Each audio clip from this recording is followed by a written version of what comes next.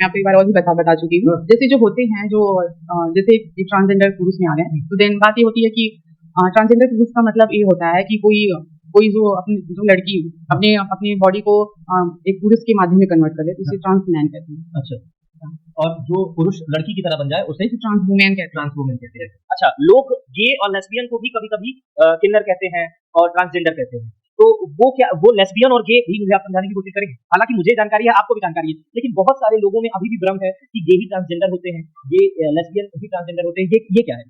Sir मैं आपको एक नॉर्मल चीज बताती हूँ। जैसे जो पहले के लोग हैं, हमारे राइट्स नहीं आए थे, किन्नर समुदाय से नहीं स्टार्ट करते हैं। हमारे जो अधिकार हैं, हम संविधान में पहले से कभी थे ही नहीं, हमें हमेशा बहिष्कृत किया गया। तो जो एक किन्नर जो वर्ड था, तो पहले जब हम लोग संविधान में आए, जब हम लोग ये सेक्शन बना, उसे ही कन्वर्ट किया गया। आप कहीं भी प्रोफाइल में देखेंगे, किसी भी डॉक्यूमेंट में देखेंगे, आधार पैन कार्ड कहीं भी उठा के, तो आपको ट्रांसजेंडर का ऑप्शन देता है। तो एक संविधान ने एक वर्ड बनाया जिसको किन्नर और ट्रांसजेंडर को जोड़कर एक अच्छा आम भाषा में ट्रांसजेंडर बोले, क्योंकि किन्नर शब्द थोड़ा लोगों को कहने में जो awkward लगता था, थोड़ा अजीब सा लगता था, तो इसलिए हम लोग को ये ट्रांसजेंडर का वर्ड मिला है। धार्मिक अगर हिंदू धर्म में देखा जाएगा तो किन्नर अखाड़ा होता है, महामंडलेश्वर होते हैं और तमाम लोग किन्नर खुद को कहने पे गर्व भी महसूस करते हैं। हाँ, किन्नर एक खुद को मतलब मुझे भी अभिमान है कि मैं भी एक किन्नर समुदाय से आती हूँ।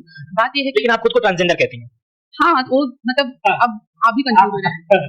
मैं बोली तो जो किन्नर समुदाय जो पहले था, उसी वर्ड को आज के डेट में ट्रांसजेंडर।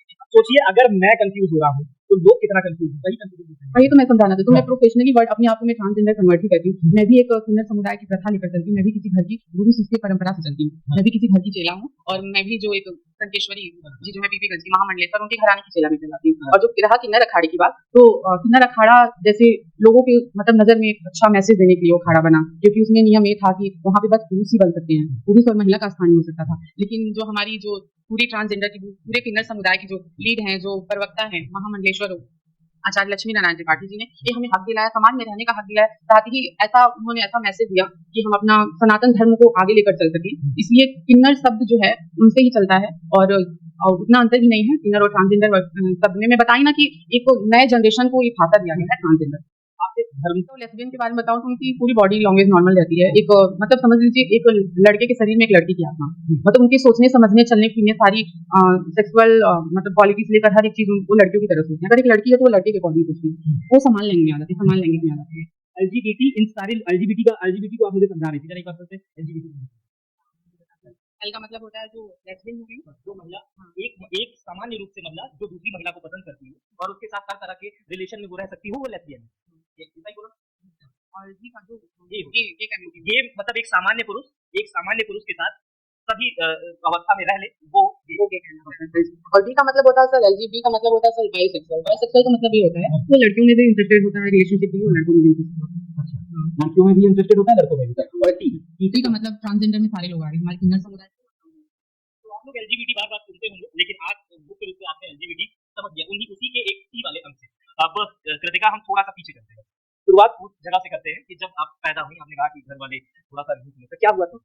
सर मुझे तो उतना पता नहीं था। जब मैं बड़ी होती गई, जब मेरी एज 13-14 साल की होती गई, तो मुझे मतलब मुझे ऐसा लगा कि मैं लोगों की तरह समान नहीं हूँ, क्योंकि लोगों का देखने का नजरिया कुछ अलग था। कॉलेज में मेरे मतलब टीचर से लेकर स्टूडेंट से लेकर मतलब बहुत अजीब था। अगर मैं किसी लड़के की सीट पे जाती थी तो लोग कहते थे ये तो समझ नहीं आता लड़की है कि लड़का। मैं किसी गर्ल्स में जाती थी तो समझ नहीं आती लड़की है कि लड़का। और मेरे पेरेंट्स भी बहुत कंफ्यूज थे। जब मैं जैसे जैसे बड़ी होती गई तो मेरी बॉडी फेमिना होती गई, तो लोगों को समझ में आ गया कि ये नॉर्मल इंसान है। उसके बाद से आप समझ ही रहे हैं समाज का तिरस्कृत अंदाज कैसा होता है। तो फिर मैं उसी दिन से उसी समय से जब मैं थोड़ा और बड़ी हो गई तो अपने आप को समझने लगी, मैं जान गई। और अधिकतर किन्नर समुदाय के लोग, ट्रांसजेंडर समुदाय के लोग इसीलिए अपना घर छोड़ देते हैं कि मेरे चलते मेरे माँ बाप, मेरे घर वालों का नाम खराब ना हो। वो मैं नहीं कर सकती। लेकिन एक समाज का जो ताना बाना होता है, एक नजरिया होता है देखने का, वो बहुत भेदभाव वाला होता है। जैसे अगर मैं गई भी, अगर चली आई तो लोग कहते हैं का हो आई लेना का द्वारा हो का करत आना, बोला कि नाचत हुई है और कुछ करत ना हुई है। ये सब बहुत अजीब वर्ड होता है, जो मैं नहीं चाहती कि मेरी वजह से मेरे माँ बाप को तकलीफ हो। लेकिन मैं ये भी नहीं चाहती कि कोई भी ट्रांसजेंडर, कोई भी किन्नर समुदाय का व्यक्ति समाज के तानों बानों से अपना घर द्वार छोड़ दे। एक ऐसा पहचान बनाए, एक ऐसा इमेज बनाए इस दुनिया में, एक ऐसा मुकाम हासिल करे कि सब उसका नाम करे, वो भी अपने माँ बाप का नाम रोशन करे, उसके जन्म पे कोई कलंकित अपने आप को ना माने। कितने भाई बहन आप? मेरा बड़ा हाँ, उनकी 2 बच्चियां भी हैं। उनसे मुलाकात होती है? हाँ।